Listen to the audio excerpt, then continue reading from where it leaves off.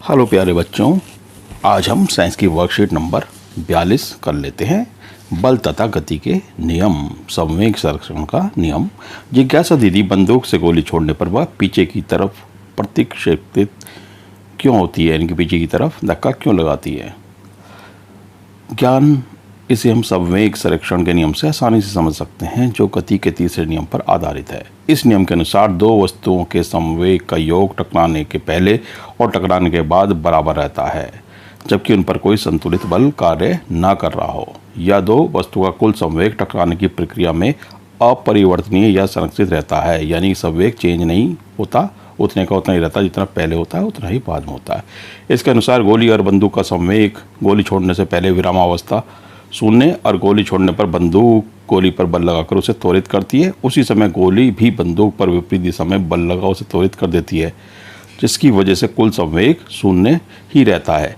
यानी जब गोली चलाते तो पीछे की तरफ झटका लगता है, गोली भी बंदूक पर उतना ही झटका लगाती है जितना बंदूक पर। लेकिन क्या होता है कि चूँकि बंदूक का वजन जो है बहुत ज़्यादा होने की वजह से तो झटका कम लगता है और गोली तेज़ी से आगे की तरफ चली जाती है, पर संवेग शून्य हो जाता है। संवेग संरक्षण के नियम के लिए समीकरण। माना कि दो गेंद ए और बी, जिनका द्रव्यमान ए और बी, एम ए और एम बी ले लिया हमने, एक सरल रेखीय दिशा में वेग क्रमशः यू ए और यू बी से गति कर रही हैं, एक ही साइड गति कर रही हैं और उन पर कोई अन्य असंतुलित बल कार्यरत नहीं है।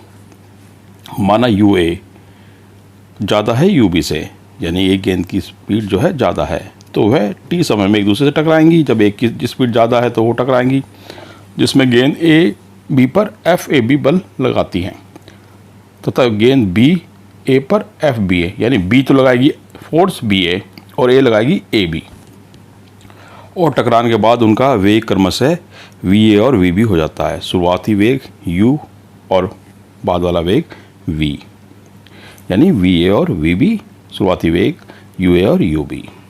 गेंद ए का संवेग टकराने से पहले और टकराने के बाद क्रमशः एम ए और यू ए तथा एम ए और वी ए हो जाता है। गेंद बी का संवेग टकराने से पहले और टकराने के बाद एम बी यू बी और एम बी वी बी हो जाता है। गेंद ए के संवेग में परिवर्तन की दर या क्रिया बल एफ ए बी टकराने के समय M A bracket V A minus U A upon T. इसी प्रकार गेंद बी के संवेग में परिवर्तन की दर या प्रतिक्रिया बल एफ बी ए टकराने के समय M B V B minus U B upon T, यानी जो संवेग में चेंज आया है वो अपॉन टी। गति के तीसरे नियम के अनुसार गेंद ए के द्वारा गेंद बी पर लगाया हुआ बल एफ ए बी तथा गेंद बी के द्वारा गेंद ए पर लगाया हुआ बल एक दूसरे के बराबर और विपरीत होंगे। इसलिए F A B is equal to minus F B A, minus का मतलब विपरीत दिशा में, M A bracket V A minus U A upon T is equal to minus M B V B minus U B upon T. टकराते समय आप ये देख सकते हैं, आते हैं M A U A plus M B U B is equal to M A V A plus M B V B, यानी कि हम पाते हैं कि टकराने से पहले गेंद ए और बी का कुल संवेग और उनके टकराने के बाद का कुल संवेग बदलता नहीं है, संरक्षित रहता है। यानी गेंदों का जो संवेग है पहले जितना था, टकराने के बाद उतना ही रहा। अब हम कुछ प्रश्नों को देख लेते हैं। पहला प्रश्न है, संवेग संरक्षण का नियम लिखिए। दो वस्तुओं के संवेग का योग टकराने से पहले तथा टकराने के बाद बराबर होता है, जबकि उन पर कोई असंतुलित बल कार्य न कर रहा हो। हवा से भरे गुब्बारे की हवा निकलने पर वह तेजी से इधर उधर क्यों भागता है? गति के तीसरे नियम के अनुसार दो वस्तुएं एक दूसरे के ऊपर समान तथा विपरीत दिशा में बल लगाती हैं, इसलिए जब हवा निकलती है तो वह गुब्बारे को भी पीछे की तरफ धकेल देती है।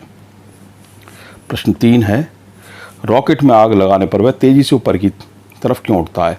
रॉकेट एक प्रकार का वाहन है, इसके उड़ने का सिद्धांत न्यूटन के गति के तीसरे नियम क्रिया तथा बराबर एवं विपरीत प्रतिक्रिया पर आधारित है, यानी थर्ड लॉ ऑफ मोशन पे। ये तेज गति से गर्म वायु को पीछे की ओर फेंकने पर रॉकेट को आगे की दिशा में समान अनुपात का बल मिलता है। यानी हम कह सकते हैं तेज़ी से गैसेस जब नीचे की तरफ निकलती हैं तो रॉकेट ऊपर की तरफ जाता है, या प्रतिक्रिया के नियम के अनुसार ही। दिए गए संवेग संरक्षण के नियम के समीकरण को पूर्ण कीजिए। MAUA plus MBUB is equal to MAVA plus MBVB। प्रश्न 5, दो गेंदों को टकराने पर गेंद A के द्वारा गेंद B पर लगाया हुआ बल FAB तथा गेंद B के द्वारा गेंद A पर लगाया हुआ बल यहाँ आ जाएगा FBA एक दूसरे के वो समान तथा विपरीत होंगे। ये फिल इन द ब्लैंक्स हैं।